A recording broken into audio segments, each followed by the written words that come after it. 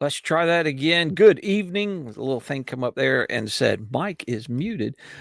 Good evening, ladies and gentlemen, boys and girls. Hope everybody is doing well. We've been on a little summer break. Oh, by the way, I'm Michael C. Hardy. Welcome to my library. We've been on a little summer break the past few weeks as I've been bumping around all over, it seems, the world, or at least North Carolina. But bumping around all over the place. We'll probably be back live for the next few weeks. And then September, I will be back on the road. So we'll see what happens with that. How is everybody doing? If you're watching live tonight, drop me a note. Let me know where you are watching from. I would love that. There's our friend Adam from Lee County and our Australian friend. Hope everything is going well down there. We'll keep talking for a couple of minutes and hopefully some other folks will join us. There's our friend David Pope and Garrett Wilson. Hope everybody is doing really good out there. It is a beautiful day I was just looking out the back door, my side of the mountain. It is, of course, it's been warm every place, but it is cloudy and rainy and misty and 59 degrees right now on my side of the mountain. Excuse me. Beautiful day. Been down here working. There's our friend Ryan from Alabama. Good to see you. Look, hopefully I'll get to meet you in person next month. And Pops Dinwiddie, hope you're doing well this evening. Just glad to have everybody around. It's been a great time this past month. I've been a lot of places. I've seen some of y'all in person as I have bumped around. Had a lot of great times sharing history with you. Of course, there's been some sad news lately with the passing yesterday of Eric Wittenberg, a friend of mine who, as I wrote on my post, was one of my reviewers for General Lee's Immortals, my history of the Branch Lane Brigade. And I shared a picture earlier of us together at the Bennett place. Gosh, that was in 2015. So almost, probably just over 10 years ago. Our mutual friend Keith Jones actually took that picture. And then I actually years ago spoke at Eric Wittenberg's roundtable. He was a part of there in Columbus, Ohio. Yeah, I regret seeing that. I posted about the death of Hulk Hogan the other day. Many of you might have read that. Had a chance to meet him briefly. Was on the set of that cheesy show he did, Thunder in Paradise, one episode. He passed away. Just a lot of folks posted about Joe Bigley passing away. He was the Civil War firearms person to go to there for a long time, and he and I communicated as well. Just a lot of that going on these days. So I hope all of y'all are safe and well and stay healthy. We had a friend local. I actually participated in a funeral Thursday night here locally for a friend that had passed away. So y'all stay healthy, okay? Enough of that. So lots of exciting things going on with the Revolutionary War project. I am 65% done. 65% of the words are on paper. I got to get it done this month. I've got to get it to it's due October 1st-ish. And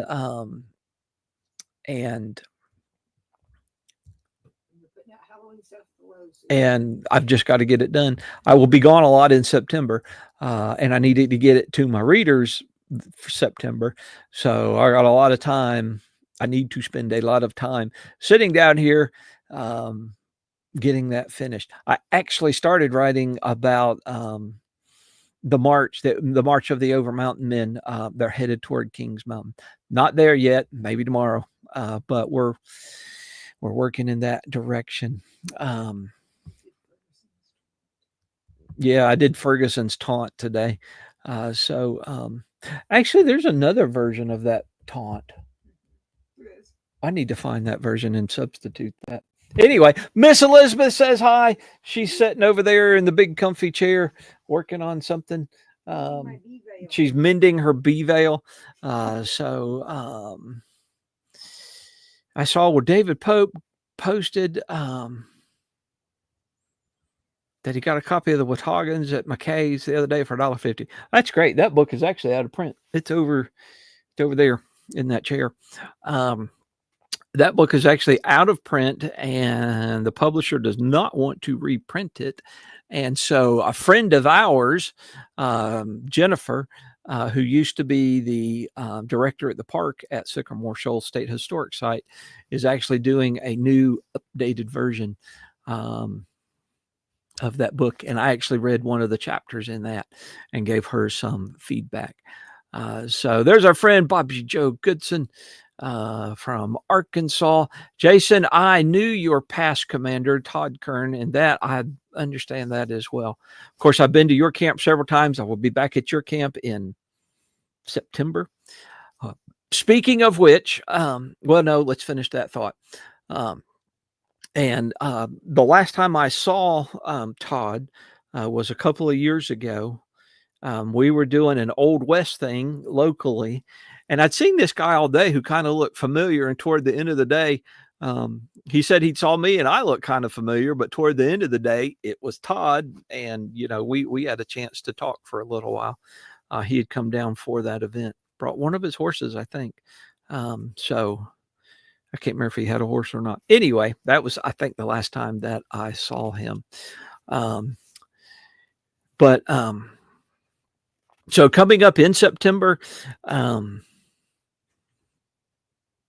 Jason, I really wish my feet and my knees allowed me to get out and do events from time to time, but those type of events, because I did them for years.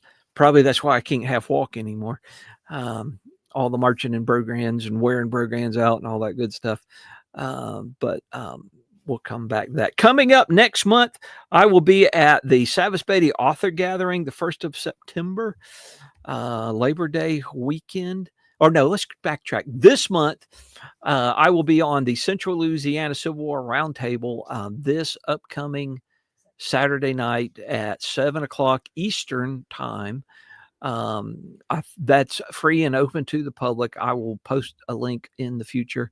And then on August 13th, I will be at the Salisbury County, the Rowan County Public Library in Salisbury, speaking to the Rowan Rifles. Next month, I will be at the Savas Beatty Author Gathering, which is Labor Day weekend, 6th and 7th. And then on September 9th, I will be at the Winchester, the SCV camp in Winchester. And on September 10th, I will be at the Lynchburg Civil War Roundtable. And then the following week, I will be on Tuesday night in Columbia, Tennessee, and on Thursday night in Athens, Alabama. That would be the 18th. Well, I don't remember anymore after that. So lots of chances for us to meet and do things and get together. Lots of great time to get out and do things and talk history and chat. Kevin Brown passed away. I'll have to check on that. Thank you, Gary, for posting that.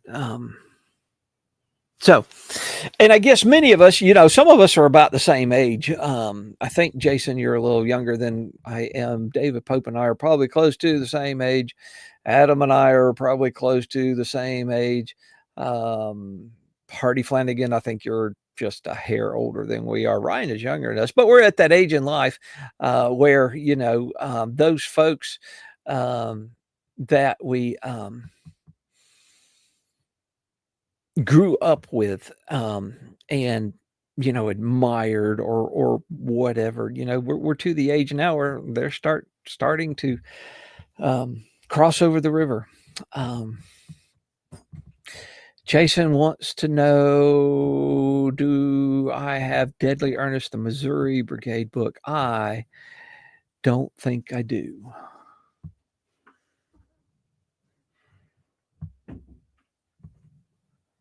Adam, I saw where Lonnie Anderson had passed away. Gary, you're absolutely right. Life is truly a blessing. And I'm tremendously blessed to know some of y'all. Some of y'all, I'm not so sure, but no, I'm just kidding. But so Bobby Joe Goodson, you're a few years older than I am. But we're all in that stage in life. You know, I think about growing up reenacting, and, you know, a lot of the people I looked up to were Vietnam vets, and they were in their 40s and 50s at the time period. And a lot of them are gone now. You know, okay, enough of that. So y'all just remember some of those folks in your prayers as we go through the upcoming week, and not a good time, but that's okay. So let's talk a little bit. I made a post on looking for the Confederate War. I'm averaging about one a month right now, but that will change in the near future. Just busy with this other project. But we're going to get that done soon. I made a post. It was announced a couple of weeks ago that the American Battlefield Trust was purchasing Pamphlet Park. If you don't know anything about Pamphlet Park, we're going to talk a little bit more about that this evening. But that is where Lane's Brigade was stationed on April 2nd of 1865, and where the Federal breakthrough occurred on that morning, early that morning. And I thought we'd talk about that for a few minutes this evening, and just see where that conversation goes. This is not the position that Lane's Brigade had spent the winter. In fact, they didn't spend the winter in any one particular spot. They were, you know, ever since the siege of Petersburg began, they'd jumped back and forth across the river, from, you know, the Deep Bottom area, you know, to other locations along the line. They were kind of like a strike force that Lee, Heath's brigade, Cadmus Wilcox's brigade or division, Heath's division, were kind of like this strike force to go out and do things. We'll kind of pick up the date on March 25th, 1865. That is the date that Lee assembled about half of his army and tried to punch a hole through the Federal lines at Fort Stedman, which Lee actually does, but he is not able to hold that advantage. Lane's brigade is not a part of the actual assaulting force, but the brigade had been called up and was in a reserve position, ready to go in. Lane, or a lieutenant actually writes from the brigade, that they, quote, laid all night in the streets of Petersburg. They had some artillery shells dropped on them, but they did not participate in Fort Stedman any bit. After that was over, Lane was ordered to take his brigade back toward Jones Farm, which was about 7 miles from where they had been. You know, they're ready to be called up for the Fort Stedman attack. So they get back to the Jones Farm area, and some Federals had come in and captured some of their picket posts and picket trenches, and Lane was ordered to recapture those, and he sends his sharpshooter battalion under Major Wooten to do that, and they do. A few days later,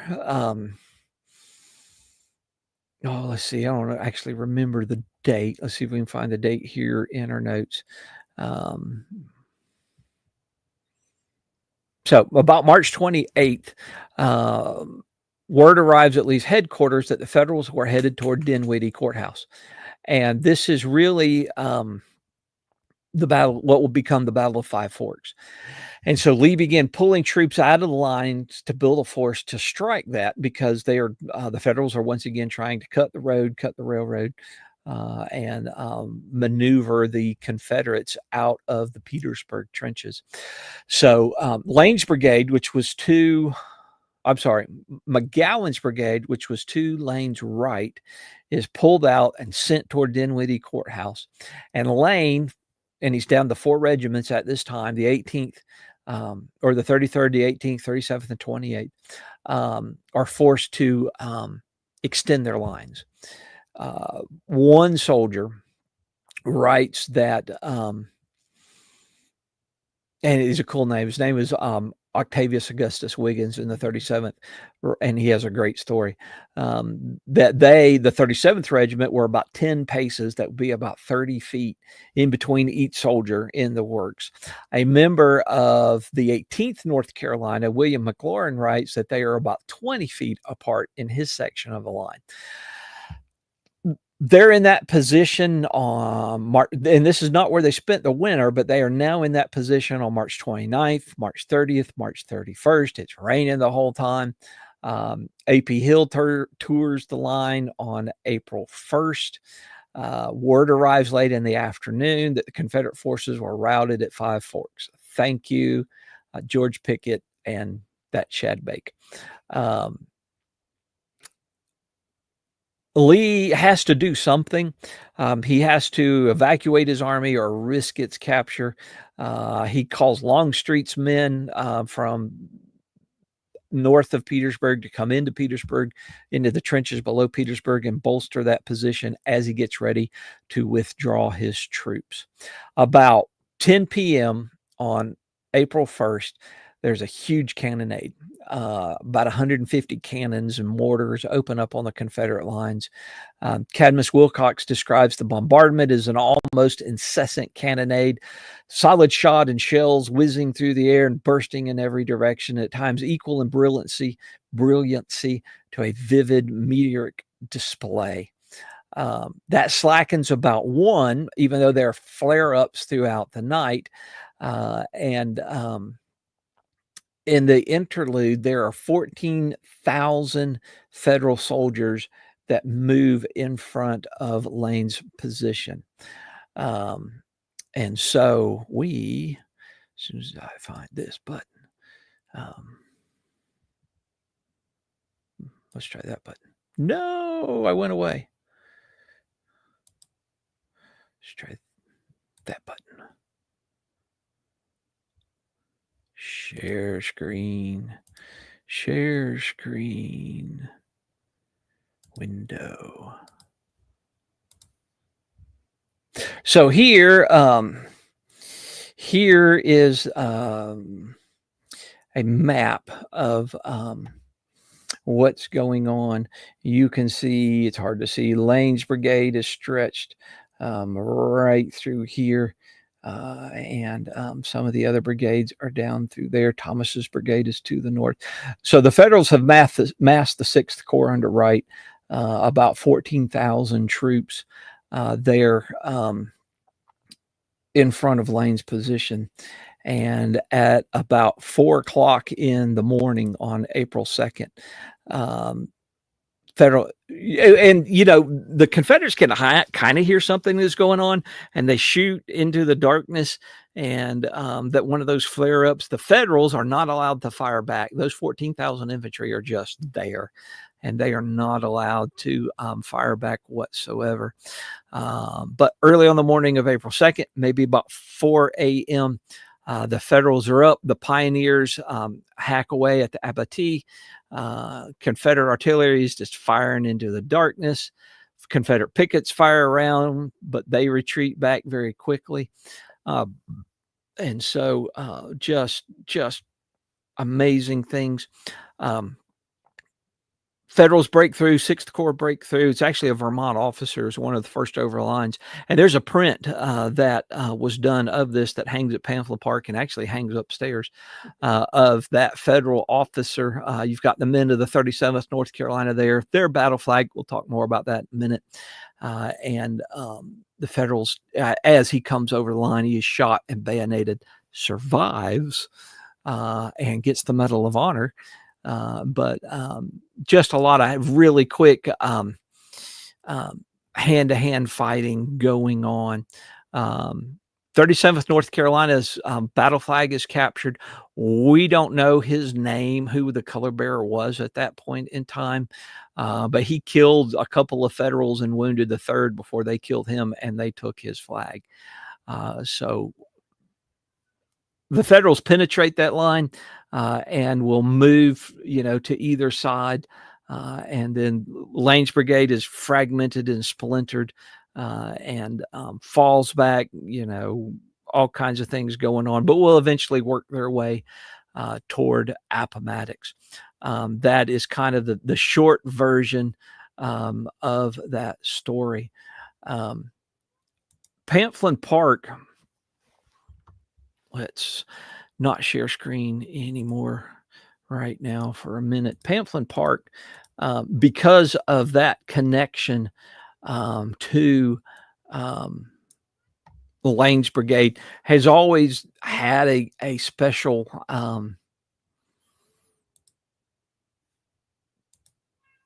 spot in my heart.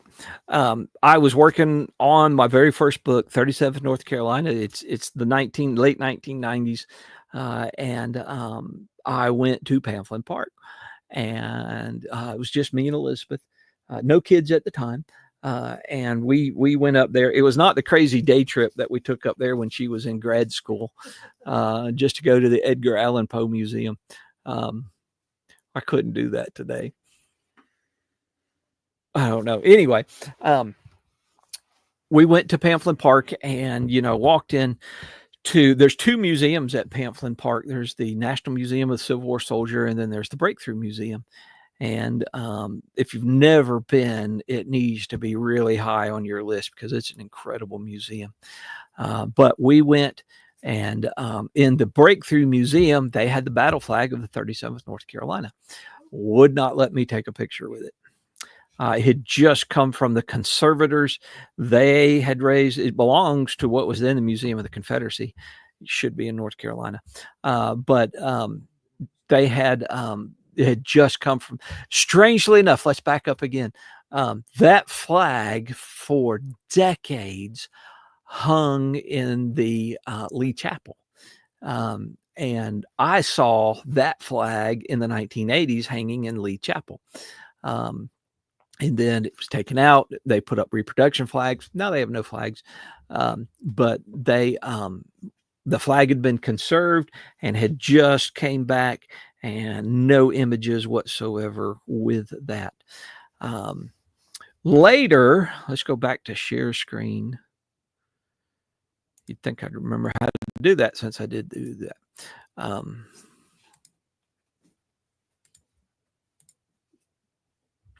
This is an image I took at March last year at Pamphlet Park from the Confederate trenches.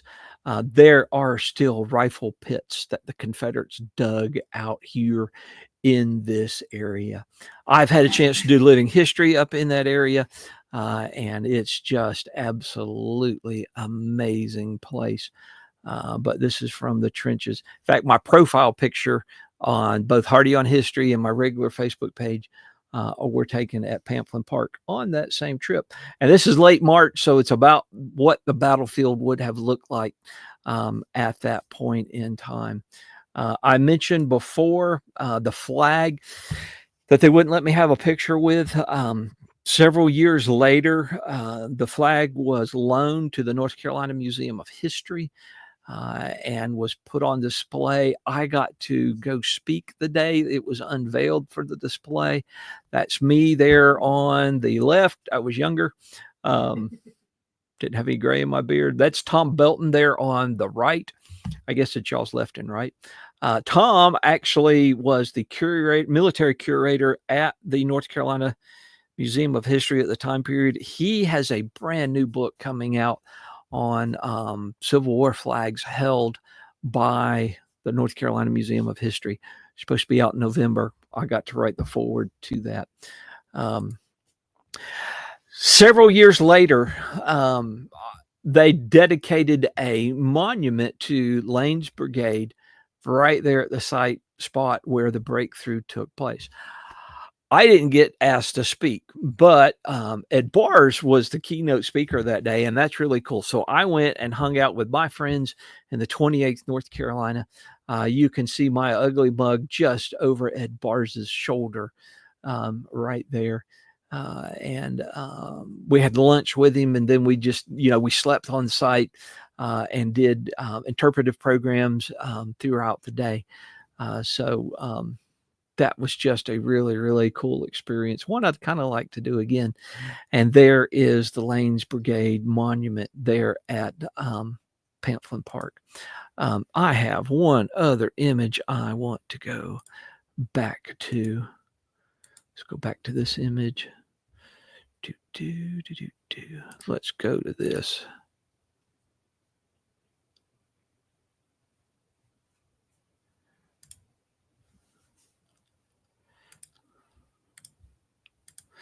So I pulled up this map again. Boy, that's terrible. I can do so much better than that. Let's try that button. You can tell when you haven't done this in a few weeks. So it was announced a couple weeks ago, where I kind of started with that the American Battlefield Trust. Jason wants to know if the 37th flag is at Pamphlet or the Museum of the Confederate at Appomattox. I've not been, actually, I'm not 100% sure where it is. They have one of the Branch Lane Brigade flags on display at Appomattox at the Museum of the Confederacy there. But I don't know if the 37th, they have both the 37th and the 28th, and the 33rd branch. We call that the branch pattern flag. They rotate them. To be honest, I don't know if I've ever seen the 33rds on display, but they rotate between the 37th and the 28th. The 28th branch pattern flag was actually captured at Gettysburg. If y'all remember in the movie where the general is riding down the line with the Confederate flags in the dirt behind his horse, one of those was the 28th flag originally. So the Museum of the Confederacy has the 28th and the 37th branch pattern flags, and they rotate them. So I'm not sure which one is on display. One of them is usually on display because people send me pictures, but I'm not so sure which one. So back to the map. The yellow piece of property, and I'll get you the actual number in a minute, is the 400 and some odd acres that the American Battlefield Trust is raising money for right now to purchase. It is a multi-million-dollar piece of property that they are getting for $660,000, which is still a lot of money. If you look at the blue area, the American Battlefield Trust has already purchased that piece of property and the piece of property up there where A.P. Hill was killed.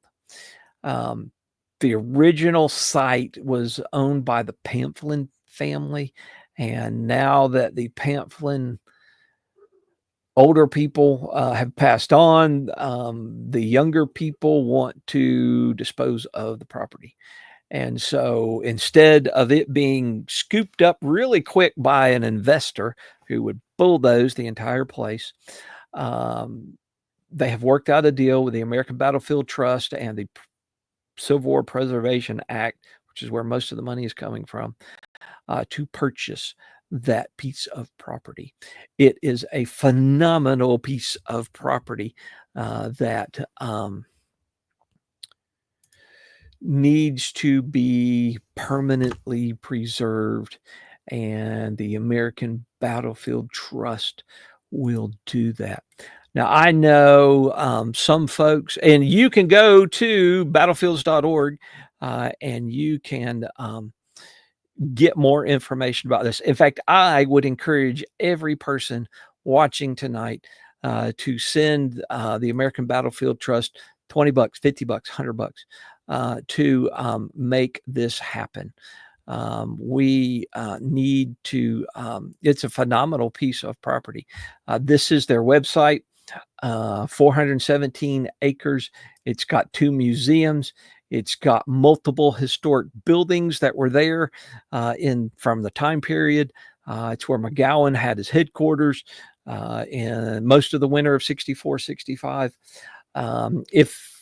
When they finish preserving that 417 acres, they will have 857 acres total that are preserved, that nothing's going to be built on, no business.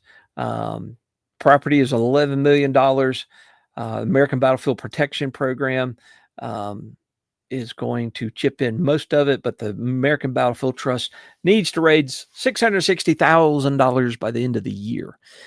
So let me encourage you to just chip in what you can. Like I said, $10, $20, $100. That property needs to be preserved. If you're a member of the American Battlefield Trust, you probably got your letter in the mail the other day. This is mine right here. If you're not a member of the American Battlefield Trust, it's really worth it. I know they occasionally do things we don't like, but the American Battlefield Trust has preserved tens of thousands of acres of battlefields that would have houses or developments on them. But they send you, whenever they're trying to raise money for a project, they send you a letter about it. They send an envelope, and they send you some really cool maps. I actually have a really cool map. It's already hole punched. I have a notebook over there.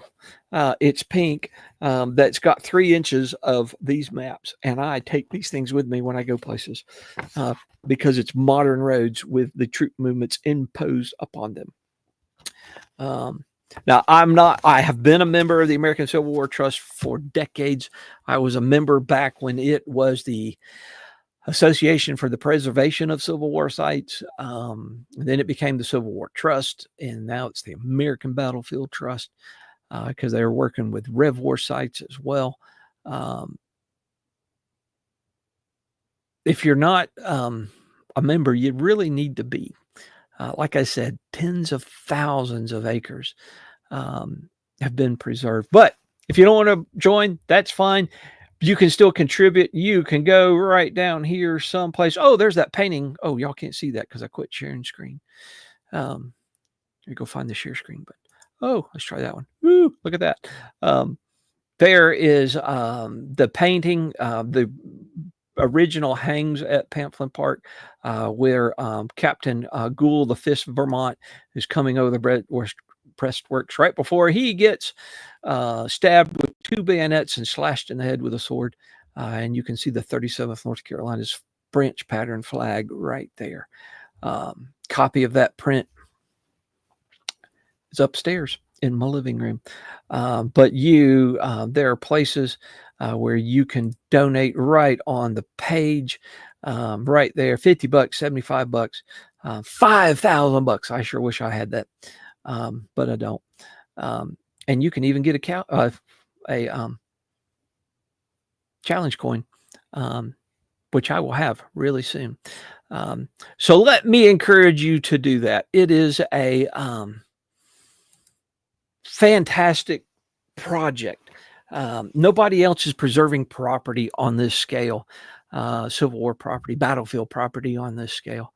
And yes, it means a lot to me, but if you've read my book on the 37th North Carolina or on Branch Lane Brigade, which you can go to my site and order signed copies tonight, this is a really important piece of the history of that time period.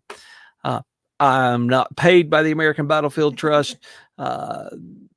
This is not a paid endorsement. Let me put it like that. I actually am a member of the American Battlefield Trust. But yep, let me encourage you to go check that out. Yes, the site is surrounded by houses, but having an 800 and some odd acre spot right there, that's trenches and battlefield. 800 plus acres is a phenomenal piece of property. And yeah, that's my pitch. Garrett wants to know how much to join. That's an awesome question. I don't know. And I just sent my check in a few weeks ago, but I don't think my checkbook is downstairs. There are different levels that you can join at. They do annual events. But you can join at different levels. So let's see, is there a membership?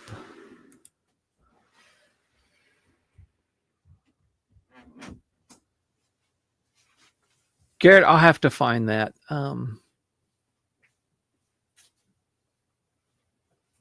according to this page, they've preserved 60,000 acres of battlefield property on the, like I said, 1860 stuff, 1770, 1780 stuff.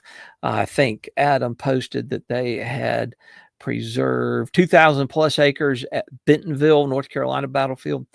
That, join the trust. Let's try that button.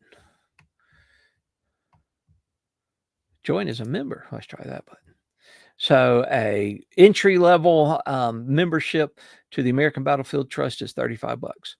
I can't remember what level I joined at. I really don't. Not being modest, I just don't remember. But I've been a member. I'm actually for decades. I'm like a charter member of the American Battlefield Trust. And I almost think I was a charter member of the Association of Preservation of Civil War Sites. But I don't remember that.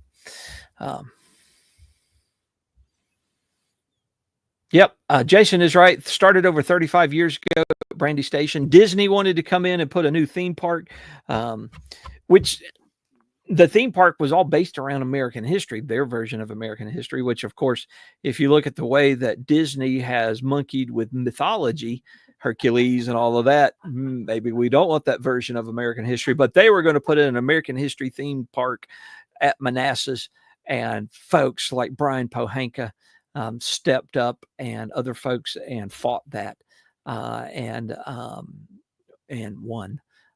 So there's no Disney theme park at Manassas.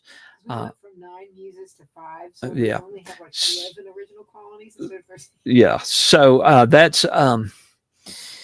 that's the history of this. And then in the past 35 years ish, these organizations, and there are other ones out there as well. I'm a member of the Central Virginia Battlefield Trust, and some of the other ones. There's one that deals with the Appomattox campaign. There's the Gettysburg Foundation. There's surprisingly, we don't have a lot. There's a brand new one in like North Georgia around Dalton. I don't remember the name of that. I'm not a member of that one. But a lot of these groups are, trying to get on board, or people like you and me are trying to get on board and do stuff to try and save this property. No, it's very expensive in Virginia to do this. It's very expensive in North Georgia to do this because of all of the influx of folks and people moving around. Jason said now they're trying to put a data center next to the battlefield at, is it Manassas or Spotsylvania? Anyway, I don't remember. We actually fought against a Walmart on the Chancellorsville battlefield. Yep, the Shenandoah Valley Battlefield Foundation Just lots of ways for you to contribute. And as somebody said a minute ago, to go broke. A lot of ways to do that. But if as our friend Jason Boshears, which I've not seen pop on tonight, always says, if not you, then who? Get involved. They are just doing amazing things. 60,000 acres they either own or they have protective easements on or something. So that's really remarkable. But hey, here's your chance to help save Pamphlet Park, the breakthrough site. It's that 400 and some odd acres is well worth saving, and I encourage you to get involved this evening. Don't wait. Don't put it off. It's August 3rd. We all just got paid. Don't wait till the end of the month. So just doing it. So that's my wrap for tonight. If you got something else you want to talk about, drop a note in the box and we'll discuss it. Otherwise, we'll get off here and maybe do some more writing. I don't know. What do you think? We're going to write some more tonight? Did I miss any other comments?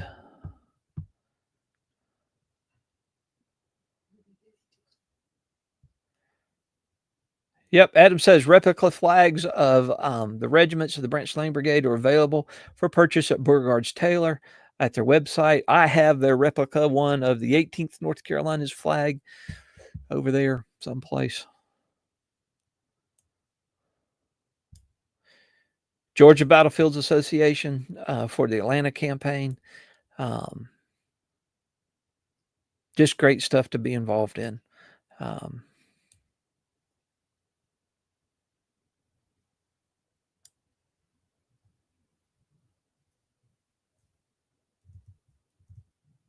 Any other thoughts, folks? If not, we're going to sign off for the evening.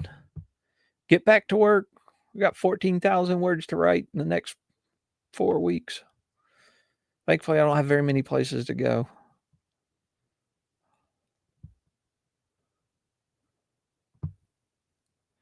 We need Jeopardy music or something. Mission Impossible. Garrett's reading Wolf of the Deep by Stephen Fox. Sounds like a World War II book about German submarines.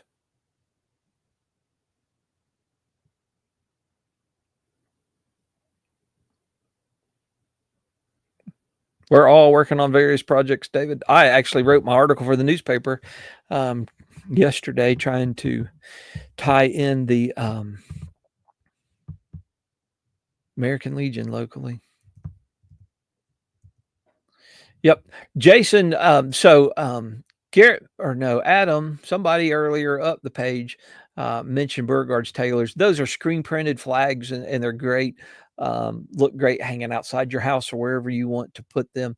The ones that Ben Tart make are period correct. I think Beauregard's Taylor's flags are like $30, and I'm sure that Ben Tart's flags are $300 to $400. Yes, Miss Elizabeth regrets not coming last month either.